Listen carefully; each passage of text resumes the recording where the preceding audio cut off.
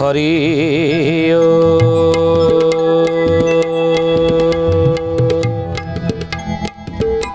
ओम भूर्भुवः स्वः तत्सवितुर्वरेण्यं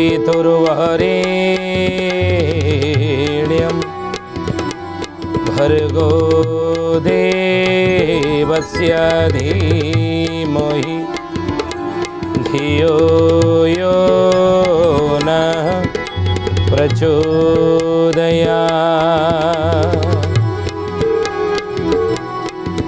नमस्ते अच्युतानन्दं नमस्ते जगन्नाथाय नमो यशोवन्तानन्दं बलराम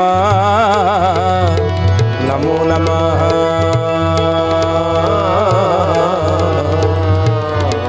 बलराम नमो नमः।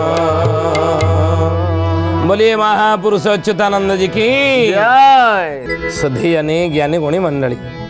आज मालिका वचन को आपण मानक स्वागत जनाऊँ। आज मालिका वचन रे आमे आलोचना करिया जाऊे महापुरुष अच्युतानंदर मालिकार नाम है शिवकल्प नवखंड निर्घंट। आउ ये शिवकल्प नवखंड निर्घंटर पंचम निर्घंट। पंचम निर्घंटर पद कौन अच्युतानंद महापुरुष लिखिं। गत अध्याय में नाम विषय आलोचना करुले कि तापर पदर कौन लिखिले ना पंचसखा माने ताटका हेलेनी देखिए कलीर दशा देखिए कलीर दशा हे सुजने देखिए कलीर दशा ठाकुर बुझीवा व्यर्थ होइबो कर निज नाम आश्रा शुण सुजने गुणी बेल काल आसी लाणी हे शुण सुजने गुणी। महापुरुष लिखिले मालिकारे शिवकल्परे बोले पंचसखा माने ताटका हेले देखिए कलीर दशा। पंचसखा माने देखिने कौन किमिति देखिले दिव्य दृष्टि रे नहीं कलिजुगर दशा आगु को कौन हम कलिजुगर लोकचरित्र केमिति हेब कलिजुगर लोक मानकर नीतिगति केमिति रहिबो कलिजुगर लोक माने किभଳି दिनचर्या करिवे कलिजुगर लोक माने केमिति धर्म कर्म मानिकी चलिवे ए कथा महापुरुष निज दिव्य दृष्टि बल पंचसखा माने देखिदेले ताटका ହେଇଗଲେ लो बोपा ये आगु को यही भाया लोक हेबे ना लिखिछन महापुरुष मालिकारे बोले समस्ते होइबे आचारहीन समसरी हेबे समस्त जन समसरी हेबे समस्त जन समसरी हेबे समस्त जन समस्त होइबे आचारहीन कहते नहीं कि आचार विचार तो उठारे नहीं तू इमिति कौन चलुचु बा खाइबार ठीक नहीं ठिया ठिया खाऊचु चिंचड़ा कचाड़ा करुचु उठा तोर टाइम टेबल ठीक नहीं दिन 12टा बेले उठुचु नहीं तेणु तोर आचार विचार टी तू ठीक शिखिनु ए बापा माँ एटा गोटे पिलाटा को आचार विचार टी शिखेन स्कूल जाऊँगी सार भी आचार विचार तो शिखे ना ना आचार विचार किसी जानु कहते तेणु समस्ते आचारहीन हेबे आचार संहिता जो नहीं साधु मानकर आचार संहिता केमिति हवा दरकार साधु मानकर आचार विचार केमिति हवा दरकार आचार संहिता केमिति हवा दरकार गोटे पुअर तार आचार विचार केमिति हवा दरकार गोटे झीर केमिति तार आचार विचार हवा दरकार गोटे नारीर आचार विचार केमिति हवा दरकार समाज रे केमिति से चलिबो गोटे स्वामीर आचार विचार केमिति हवा दरकार नहीं सब रही ना आ ताकू जदि न मानिबा आचारहीन हो जावा यह हम बोली तो महापुरुष दिव्य दृष्टि बेले देखले समस्ते होइबे आचारहीन जोटा जार आचार से आचार से रहिबे नहीं गोटे वैष्णव ता आचार रहिबनी गोटे पंडित ता आचार रहिबनी गोटे क्षत्रिय ता आचार संहिता केमिति होता सेमिति रहिबनी नहीं गोटे कौन ना जी चुट्टी काटती सी मध्य ता आचार विचार रहिबेनी जड़े कैवर्त सी आचार विचार रही नहीं ये समस्ते सबू वर्ण लोक मैंने आचारहीन हो आ समस्ते से डाक्तर हो शिक्षक हो जहाँ हो दिन कहीं का आचार विचार रे ना समस्ते आचारहीन हेबे समसरी हेबे सम सर्व जे जन समस्ते समसरी भाया आउ वेद शास्त्र को दूरे तेजीबे समस्ते फिरिंगी बेसा होइबे समस्ते फिरिंगी बेसा होइबे समस्ते फिरिंगी बेसा होइबे वेद शास्त्र को दूरे तेजीबे आचार विचार कथा कौन लिखा अच्छी वेदरे शास्त्र पुराण रे गीतारे भागवतरे ये सब लोक मैंने कहार केमी आचार किए केमी समाज दुनिया चलो ये सब शास्त्र पुराण लिखाई कि गीता भागवत रामायण सब लिखाई ना लिखाई भागवत ताकू किए मानुची 600 वर्ष तले कागज कलमर उद्भावन हो नाला तालपत्र लेखनी रे देखु अच्युतानंद लिखिते शिवकल्प नवखंड निर्घंटे आचारहीन कलिजुगर समस्ते हेबे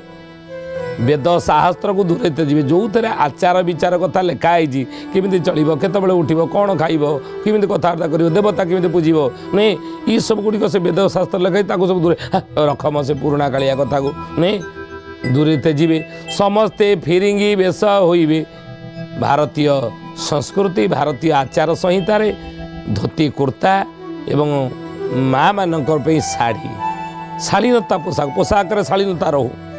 आज पोशाक कार शालीनता अच्छी ना अच्युतानंद महापुरुष 600 वर्ष तले निजर जोग बल जानी कि आचरण कलिजुगे कलिहत मानव करेंगे कौन कहले कहले वृद्धा युवती जे काम परवसे देखाइबे बाहु जानू पोशाक शालीनता नहीं अच्छी आज ना पोशाक शालीनता नहीं अझट पणरे पिला माने कौन करेंगे आजिकल पिला माने जदि बापा माने को कहे बाबा मोर गणेश पूजार ड्रेस आण कौ भाया ड्रेस ना मत दुकान को नहीं जाऊँ मुझे किणी दुकान को नहीं जी ड्रेस दुकान को रे बापा कौटा नबू कौन हाफ नबू ना फुल नबू ना नाई बापा मोर फुल पैंट सार्ट दरकार देखुना वास्तव कथा मोर फुल पैंट सार्ट दरकार होना कि किंतु काम परवसे वृद्धा नर नारी देखाइबे बाहु जानू बयस्क जिते बढ़िब सेते कौन करेंगे पोशाक कम करेंगे बोली महापुरुष मालिकार लिखिं आम कहूँ बोलिए महापुरुष अच्युतानंद जी की शुद्धि ज्ञानी ज्ञानी गुणी मंडली आज मालिका वचन रे आम आलोचना करुचे महापुरुष अच्युतानंदर मालिकार नाम है शिवकल्प नवखंड निर्घंट आ ये शिवकल्प नवखंड निर्घंटर विषय कौन पंचम निर्घंटर विषय है महापुरुष कहते पंचसखा माने ताटका है देखिए कलिर दशा ये कलिजुगर जो दशा लोकचरित्र या देखिए भारी ताटका हो गलानी आगु कौन घटो लोक मैंने केमी हे ताटका हो गलानी कौन परिस्थिति आलोचना करते विषय तेणु पोशाक शालीनता रहू ये आचार संहितार आप चलतु भारतीय पोशाक जहाँ ताकू पिंधिबा नहीं पुरुष हो बा नारी हो ना आधुनिकता बनाम भद्रामी आधुनिकतार द्वाही दे आम पोशाक को जेने तेने पिंधि पारे पोशाकर मनीषर परिचय मिले गोटे पोशाक जड़े पिंधि से पोशाकर तार परिचय मिल जाए मिले कि आप देखिए जड़े गेरुआ वस्त्र पिंधि हलदिया पोशाक पिंधि आम देखीदे तार परिचय कौन जड़े साधु होते नहीं मैटिया ड्रेस जड़े पिंधनी तार परिचय से पुलिस वाला होते ताक प्रति जो भाव से पुलिस वाला टे शंकी जावा ना इलो बापा पुलिस वाला साधुंर पोशाक देखा भक्ति भाव आसीज नहीं डाक्तर पोशाक देखा कटक मेडिकल जाइए कौन मेडिकल डाक्तर पोशाक देखी परिचय मिलला यही भली लोक होते चरित्र नहीं पोशाक ही मनीषर परिचय तेणु जमी पोशाक पिंधे आम परिचय सेमती समाज को दृश्यमान हम बुझे भितर कौन था कि परिचय गोटे मिल तेणु हे ज्ञानी गुणी मंडल आ जी जो पोशाक पिंधे से चेक कर आज समाज रे जदि आज बहुल भाव में नारी निर्यातना बढ़ुची जदि बढ़ू थाए कि आम झील बोहू को जदि किए खराब इंगित समाज रे करुछंदे ना ये दुनिया रे मन रखु ये कथा हे ज्ञानी गुणी मंडली आमे ता दायी कहीं ना आम से सजाग रहा କଥା ସେତିକି ସଜାଗ ରହିନେ ଆମେ ସେଇଭଳି ପୋଷାକ ପିନ୍ଧିକି ଛାଡ଼ିବା ବାହାରକୁ ବୁଝିଲେ ମହାପୁରୁଷ ଲେଖିଛନ୍ତି ଏ କଥା ଭଗବାନ କୃଷ୍ଣ ଦ୍ୱାପର ଯୁଗରେ କହିଥିଲେ ଧର୍ମରାଜ ଯୁଧିଷ୍ଠିରକୁ ହେ ଧର୍ମରାଜ ଯେଉଁଦିନ ନାରୀ ତାର ମର୍ଯ୍ୟାଦା ଲଙ୍ଘନ କରିବ ମୁକୁତ ଯୌବନ ହେବ ପାଶ୍ଚାତ୍ୟ ସଂସ୍କୃତିକୁ ଅନୁକରଣ କରିବ ଅର୍ଥନଗ୍ନ ବେଶ ହେବ ଜାଣିବ ସେଇଦିନ ଯୁଗ ଶେଷର ସମୟ ଆସିଗଲା ବୋଲି ଯୁଗ ପରିବର୍ତ୍ତନ ବେଳ ଆସିଗଲା ବୋଲି ତେଣୁ ପୋଷାକରେ ହିଁ ମଣିଷର ପରିଚୟ ମିଳେ ସେହିଭଳି ପୋଷାକ ପିନ୍ଧନ୍ତୁ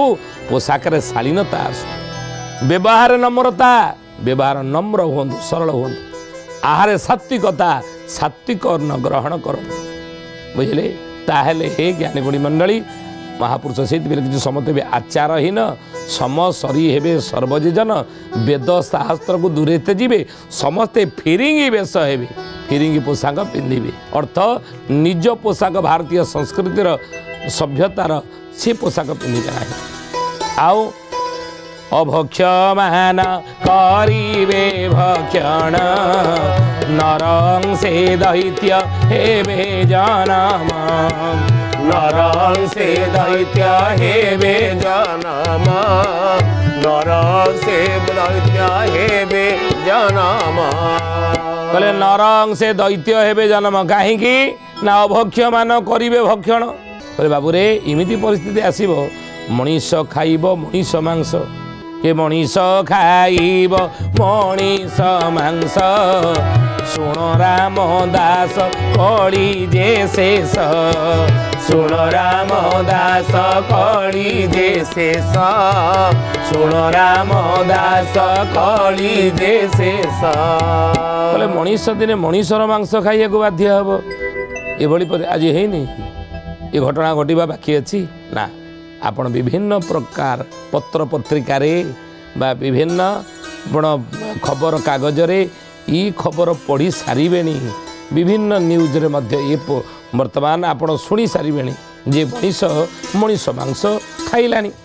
600 ବର୍ଷ ତଳେ ଲେଖିଥିଲେ ଏ ଘଟଣା କଳିଯୁଗ ଶେଷ ବେଳେ ଘଟିବ ଆଜି ଦେଖନ୍ତୁ ସତ ହେଲାଣି ମଣିଷ ମାଂସ ଖାଉଛେ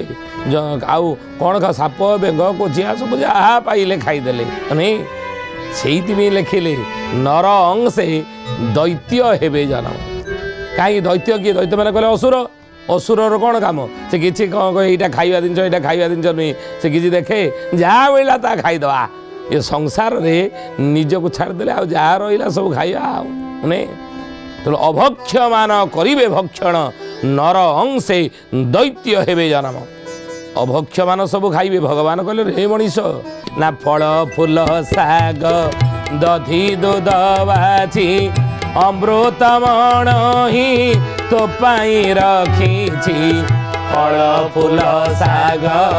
ଦଧି ଦୁଧ ବାଛି ଅମୃତମଣ ହିଁ ତୋ ପାଇଁ ରଖିଛି ମଦ ଗଞ୍ଜା ଖାଇ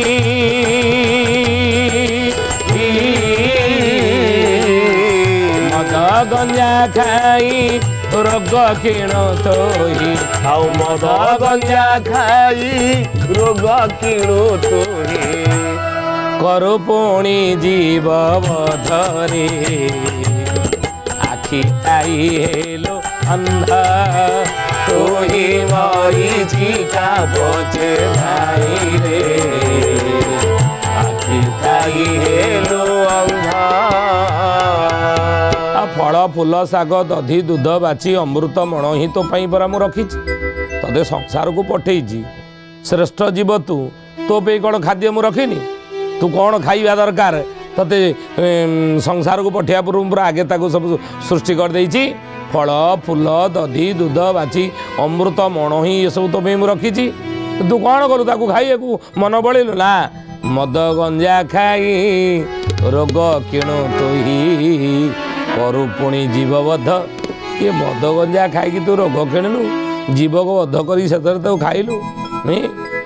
ଭଗବାନ କହିଲେ ବାବୁରେ ଇଏ ଅସୁରର ଗୁଣ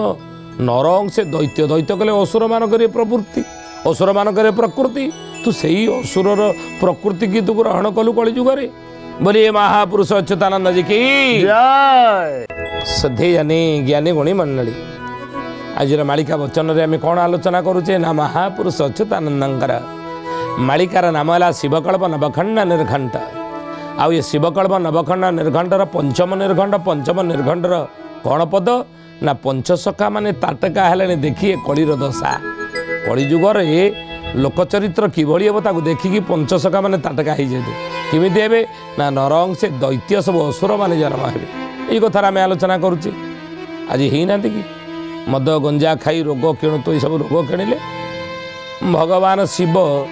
ଆଉ ସିଏ ପରେ ତାଙ୍କ ଅଣ୍ଟାରେ ଫଟୋରେ ଦେଖିନାହାନ୍ତି ଚିଲମ ଗେଞ୍ଜା ହେଇଛି ଆଉ ସିଏ ଗଞ୍ଜେଇ ଟାଣୁଥିଲେ ଆମେ ସେଗୁଡ଼ିକ ଖାଇଲୁ ଅସୁବିଧା କ'ଣ ଅଛି?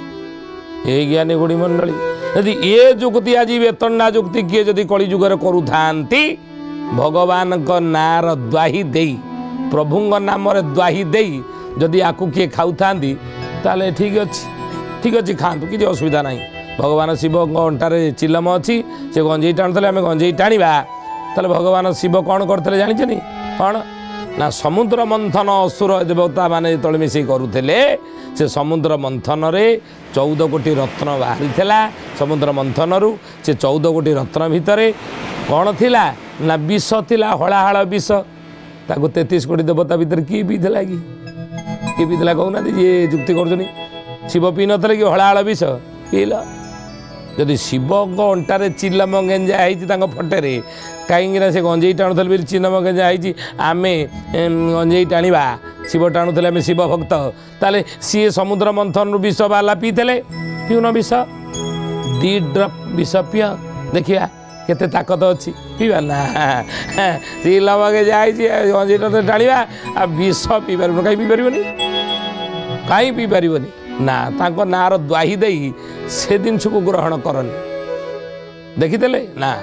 ଆଖି ବା ତାଙ୍କର ଲାଲ ଇଏ ଯୋଗ ମାର୍ଗୀ ସେ ଯୋଗୀ ମହାଯୋଗୀ ହେଉଛନ୍ତି ହର ହର ମହାଦେବ ଦେବ ଦେବ ମହାଦେବ ସେ ସବୁବେଳେ ନେତ୍ର ବନ୍ଦ କରି ରୁହନ୍ତି। ଆଖି ଲାଲ ହେଇଛି ଆମେ ଆଖି ଲାଲ ହେଇଛି ବୋଲି ଗଞ୍ଜେଇ ଟାଣୁଥିଲେ ବୋଲି ଲାଲ ହେଇଛି ଏମିତି କହିବା ନା ଆଉ ଭଗବାନ କରୁଥିଲେ ଆମେ କଲେ ଆଉ ଭଗବାନ କୃଷ୍ଣ କରୁଥିଲେ ଆମେ କଲେ ଆଉ ନା କାଳିଆଙ୍ଗୁଠିରେ ଗୋବର୍ଦ୍ଧନ ପାହାଡ଼ ଉଠେଇଦେଲେ ଉଠେଇଲୁ 5 କିଲିଆ ଗୋଟେ ଦେଖିବା କାଳିଆଙ୍ଗୁଠିରେ ଉଠେଇ ପାରିବ ଯିଏ ଏମିତି କଥା କହୁଛି ନା ଭଗବାନ କରୁଥିଲେ ଆମେ କରିବା। ତେଣୁ ହେ ଜ୍ଞାନୀ ଗୁଣୀ ମଣ୍ଡଳୀ ଶୁଦ୍ଧି ଜନେ ମନେ ରଖନ୍ତି କଥା ମଦ ଗଞ୍ଜା ଖାଇ ରୋଗ କିଣୁ ତୋହି ପାଣି ପରିବର୍ତ୍ତନ ହେଲେ ବାଣୀ ପରିବର୍ତ୍ତନ ହେଇଯାଏ। ଗୋଟେ ଲୋକକୁ ଆପଣ ଗ୍ଲାସେ କ୍ଷୀର ଦେବେ ସେ ପିଇଦେବ କ୍ଷୀର ପିଇ ସାରିଲା ପରେ ତା ମନ ଭିତରେ ଯେଉଁଭଳି ଭାବନା ଆସିବ ଯେଉଁଭଳି ଚିନ୍ତନ ଆସିବ ଯେଉଁଭଳି ବିଚାର ଆସିବ କିନ୍ତୁ ସେଇ କ୍ଷୀର ଜାଗାରେ ଆମେ ତାକୁ ଟିକେ ସୁରା ଦେଇଦେବା ସର ନ ଦେଇକି ସୁରା ଯଦି ଦେଲେ ସେ ପିଇ ସାରିଲା ପରେ ତାର ବାଣୀ ତାର ବିଚାର ତାର ଚିନ୍ତନରେ କ୍ଷୀର ପିଇଲା ବେଳେ ଯେମିତି ଆସୁଥିଲା ସେମିତି ଆସିବ ନା କ'ଣ ଆସିବ ଆମେରିକାର ମୁଁ ରାଷ୍ଟ୍ରପତି କ'ଣ ମୋତେ କ'ଣ କହିବ ଆଜିକାଲି କହୁନାହାନ୍ତି ଏଇଟା ମହାପୁରୁଷ ଅଚ୍ୟୁତାନନ୍ଦ ଲେଖିଲେ ଏ କଥା ମାଳିକାରେ କହିଲେ ସାବଧାନ କଳିଯୁଗରେ ଏଇଆ ହେବ ରାମ ଅବତାରେ କ୍ଷୀରି ଖେଚେଡ଼ି କାହ୍ନା ଅବତାରେ ଘି ଏ କଳି ଅବତାରେ ମଦ ବୋତଲ ଢକ ଢକ କରି ପିଇ ତା ଯୁଗରେ ପ୍ରଭୁ ରାମ ଅବତାର ନେଇଥିଲେ ଅଯୋଧ୍ୟାପୁରରେ ଯେତେବେଳେ କ୍ଷୀରି ଖେଚେଡ଼ି ଭାସିଥିଲା ନାଇଁ ରାମ ଅବତାରେ କ୍ଷୀରି ଖେଚେଡ଼ି ସେତେବେଳେ କ୍ଷୀରି ଖେଚେଡ଼ିର ଭାରି ଆଦର ଥିଲା। ଦ୍ୱାପର ଯୁଗରେ ଭଗବାନ କୃଷ୍ଣ ଅବତାର ନେଲେ ଗୋପପୁରେ ଘିଅ ଲଉଣୀ ଭାସିଲା ଖାଲି ତେଣୁ ଦ୍ୱାପର ଯୁଗରେ ଘିଅ ଲଉଣୀର ଭାରି ଆଦର ଥିଲା ନୁହେଁ କିନ୍ତୁ କଳି ଯୁଗରେ ଆଜି ଦେଖୁନାହାନ୍ତି ସେ ତ୍ରେତୟା ଯୁଗର କ୍ଷୀରି ଖେଚେଡ଼ି କି ଯଦି କେଉଁଠି ହେଲେ ତାକୁ ବେଶୀ ଲୋକ ଆଦର କରିବେ ନା କି ଘିଅ ଲଉଣୀର ବେଶୀ ଆଦର ଆଜି ଅଛି ନା ଗୋରସ ତ ଗଲି ବିକେ ଏ ଯଦି ଆଦର ଥାନ୍ତା ତାହେଲେ ଗାଈ କ୍ଷୀର ଗଉଡ଼ ଘରେ ବୁଲି ବିକୁଛି ଟାଉନ ବଜାର ସବୁ ବିକୁନି କି କିନ୍ତୁ ମଦିରା ବୈଠେ ବିକାଏ ମଦିରା ଗୋଟିଏ ଜାଗାରେ ବସିକି ସେ ବିକୁଛି ଘର ବୁଲି ଡୋର ଟୁ ଡୋର କରୁଛି ସେଲ୍ କରୁଛି ନା ତେଣୁ ମହାପୁରୁଷ ଏଇ କଥା କହିଲେ କଳି ଅବତାରେ ମଦ ବୋତଲ ଢକ ଢକ କରିବି ବିଦେଶୀ ମଦ ଦୋକାନ ଠିପି ଖୋଲା ଏଇଟା କାହାର ଦରକାର ନାହିଁ ଆଜିକାଲି। ଏ ଜ୍ଞାନୀ ଗୁଣୀ ମଣ୍ଡଳୀ ଶୁଦ୍ଧି ଜନି 50 ବର୍ଷ ତଳକୁ ଚାଲିଯିବା ବାପ ଆଗରେ ପୁଅ ଛିଡ଼ା ହେଇ ମୁଣ୍ଡ ଟେକି ଆଖିରେ ଆଖି ମିଶେଇ କଥା କହିବାକୁ ସାହସ କରୁଥିଲା ନା କିନ୍ତୁ ଏଇକିଣା ବାପ ପୁଅ ଦିହେଁ ଯାକ ବରଯାତ୍ରାରେ ଯାଇ କାନ୍ଧରେ ହାତ ପକେଇ ଚେସ୍ କରିକି ମଦ ପିଉନାହାନ୍ତି କି ନାଇଁ ଆଧୁନିକତା ବନାମ ଅଭଦ୍ରାମୀ ଏ ଆଧୁନିକ ସମାଜର ଆମେ ମଣିଷ ନାଇଁ ସମୟ ସହିତ ତାଳ ଦେଇକି ଚାଲୁଛେ ପରିବେଶ ସହିତ ତାଳ ଦେଇକି ଏ ସମାଜ ସହିତ ତାଳ ଦେଇକି ଆମେ ଚାଲୁଛେ ସମୟ ସହିତ ତାଳ ଦେଇକି ଚାଲୁଛେ ନାଇଁ ଆଧୁନିକ ଯୁଗରେ ଆମେ ମାନବ हे ज्ञानी गुणी मंडली शुद्धि जानी भगवान कहले कहले बाबू रे ये मद गंजा खाई रोग किणु तुही करू पुणी जीवबद्ध ये जीवबद्ध करके तू खाइलु शेष रे श्रेष्ठ जीव ही श्रेष्ठ संसार रे भगवान श्रेष्ठ सृष्टि ही तू पुणी जीवबद्ध कर खाइलु तते पठेइतिली काहेकि ये सृष्टि रूपक उद्यान को माड़ी भरी देखभाल करने तू कलु कौन माड़ीर काम तू कलु ना संसार जत्न नेलु ना माड़ी काम कौन अनामना गछ को ऊपर फोपाड़ा भल गचर जत्न नवा तू से काम कलु ना मो सुंदर सृष्टि को मो सजड़ा सृष्टि को तू असजड़ा कलु नहीं तेणु महापुरुष कहते पंच सखा माने ताटका हेले देखिए कलीर दशा ठाकुर पूजिबा व्यर्थ होइब कर निज नाम आसरा आज कलिजुगे ठाकुरंकर नुह निज नाम केमिति टेक रहिबो निज नामर केमिति प्रशंसा हबो निज नामर केमिति प्रचार हबो आज सेही थरे समस्त लागिचने मन रखंदे कथा ए ज्ञानी गुणी मंडली महापुरुष लेखिले कहले नेमाळ भूमि रे आसरा करिछि शरण श्री पाद पद्म शरण श्री पाद पद्म हे सुजने शरण श्रीपाद पद्म सन्थ महंत जे केही न चिनिबे अच्युत बोलुची छदम शुण सुजने गुणी बेल काल आसी लाणी हे शुण सुजने गुणी हे मणिमा ये कलीर दशा मुझे देखिकी आज्ञा आउ देखिपारि तेणु नेमाळ बटे प्रभु आपण पाखे मो शरण पशुची प्रभु आपण ही संसार को रक्षा करेंगे लोक मानक आपण ही सद्बुद्धि देवे आउ कहीं बदली पारे ना तेणु हे शुद्धि जाने ज्ञानी गुणी मंडली आज तो समय होती आसंत बाणी की विराम दबा प्रभुंर नाम नहीं पुणी आसंता अध्याय शिवकल्प नवखंड निर्खंड आउ गोटे पदर आलोचना करवा जय जय श्री अच्युत जय बलराम जय जय श्री अनंत जय कड़किरा जय जय श्री अच्युत जय बलराम जय जय श्री अनंत जय कड़किरा जय जय जसोवंत जगन्नाथ राम जय जय जसोवंत जगन्नाथ राम कली काल महंत कोटि प्रणाम कली काल महंत कोटि प्रणाम भज भज रे मन जप जप रे मन भज भज रे मन जप जप रे मन राधे श्याम राधे श्याम राधे राधे श्याम राधे श्याम राधे श्याम राधे राधे श्याम राधे श्याम राधे श्याम राधे राधे श्याम शुद्धि जानी ज्ञानी गुणी मंडली आज आसतु बाणी केठारे विराम दबा पुणी आसंता अध्याय भेट हेबा रहुचु हरि ओम शांति शांति शांति सर्वारिष्ट सुशांति भवतु।